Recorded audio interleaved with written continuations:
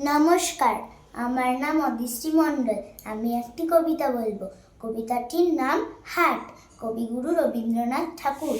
কুমোর পাড়ার গরুর গাড়ি, বোঝাই করা কলসি হাঁড়ি, গাড়ি চালায় বংশী বদন, সঙ্গে যে যাই ভাগ্নে মদন। হাট বসেছে শুক্রবারে, বক্সিগঞ্জের পদ্মা পাড়ে, জিনিসপত্র জুটিয়ে এনে গ্রামের মানুষ বেচে কেনে।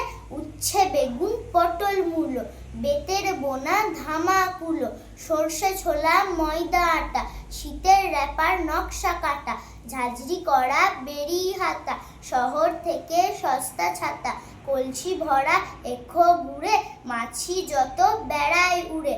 খড়ের ঘাটি নৌকো বেঁধে আনলো ঘাটে চাষির মেয়ে, অন্ধকানায় পথের পরে গান শুনিয়ে ভিক্ষে করে, পাড়ার ছেলে স্নানের ঘাটে জল ছিটিয়ে সাঁতার কাটে।